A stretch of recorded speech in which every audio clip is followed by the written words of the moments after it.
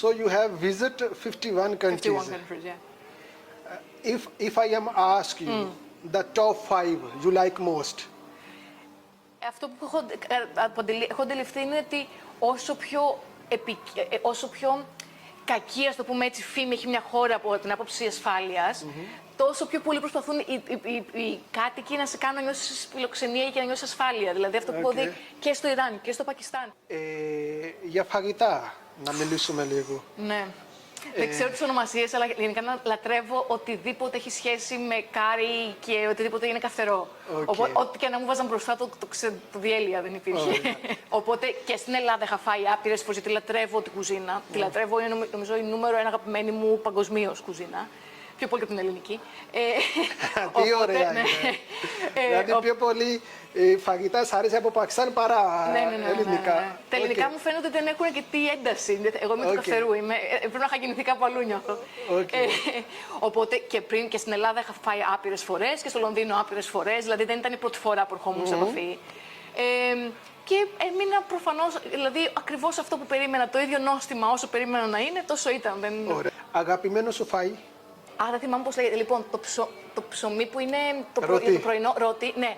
Το πρωινό όμως που τρως... Πρατά. Ναι. Δηλαδή, πράτα ή παράτα. Πράτα. Με τσάι το πρωί, το τσάι το δικό σας το τσάι, το δικό μας κλασικό. Δεν έχω καλύτερο, δηλαδή περίμενα πώς και πώς να ξυπνήσω για να πάω να το φάω κάθε μέρα. Εμείς τρώμε εδώ, παίρνουμε τυρόπιτα και καφέ και εσύ πήγες εκεί να πάρεις πράτα και τσάι. Γενικά δεν περίμενα να είναι τόσο απίστευτα νόστιμο το τσάι που φτιάχνετε, γιατί το τσάι που φτιάχνουμε στην Ελλάδα είναι λίγο ξενέρωτο. Πολύ ωραία. Αθηνά, μέχρι σήμερα πόσες χώρες έχεις πάει? 51. 51. Yes. Ναι. Γι' αυτό κάνω έτσι 51. Είμαι πολύ πίσω από σένα. Εντάξει, εγώ για ένα διάστημα το έχω και λίγο σαν σκοπό, δηλαδή το σχεδιάζω τη ζωή μου γύρω από αυτό. Οπότε δεν είναι ότι απλά είπα, έχω μια εβδομάδα κενό, ας πάω κάπου διακοπές. Είναι λίγο...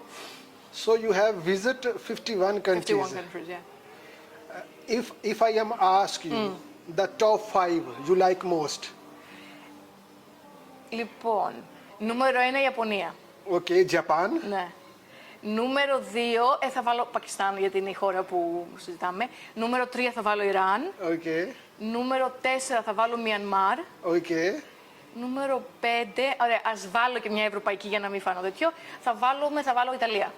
Ωραία. Αυτά δεν είναι να βάλεις έτσι, είναι αγαπημένες χώρες. Ναι. Που πιστεύεις μέσα σου. Πάρα πολύ ωραία. Αν έχεις ευκαιρία να πας ξανά, θα πήγαινες στο Πακιστάν? Θα πήγαινα σίγουρα, θέλω να πάω στο Βόρειο Πακιστάν. Πάρα πολύ ωραία. Και ήθελα και εγώ να πω ότι πρέπει να πας. Είναι άλλο Πακιστάν. Και η επόμενη χώρα που έχεις σκεφτεί να πας? Το καλοκαίρι τώρα πάω Κίνα. Και το πιο μετά, για λίγο πιο μεγάλο ταξίδι από την Κίνα, θέλω ουσιαστικά να πάω από Τουρκία μέχρι Μογγολία. Αλλά ουσιαστικά διασχίζοντας όλα τα λεγόμενα σταν, όπως τα λέω. Δηλαδή, όχι το Πακιστάν, αλλά όλα τα υπόλοιπα σταν. Δηλαδή, από Αζερμπαϊτζάν βγαίνεις Καζακστάν, Κυργιστάν, Ουσμπεκιστάν. Μήπως είσαι οικογένεια από Μεγάλο Αλεξάνδρο? Λοιπόν, όχι, αλλά το πόσοι στο Πακιστάν με το που μαθαίνουν ότι είμαι Ελληνίδα να φέραν τον Μέγα Αλέξανδρο. Δηλαδή, παίζει κάθε άτομο που μου μίλησα να κάτι να ανέφερε για Μέγα Αλέξανδρο. Ένα μήνα που έκατσες, πουθενά δεν έχεις νιώθει ούτε όταν έπαιρνες ταξί ή bike να πας κάπου ή να ταξιδεύεις μέσα στη χώρα για να σε έχει ενοχλήσει κάποιος? Όχι. Απλά, και εμένα δεν με ενοχλεί καθόλου αυτό.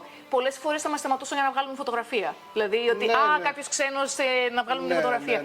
Αλλά εμένα δεν με ενοχλεί καθόλου αυτό.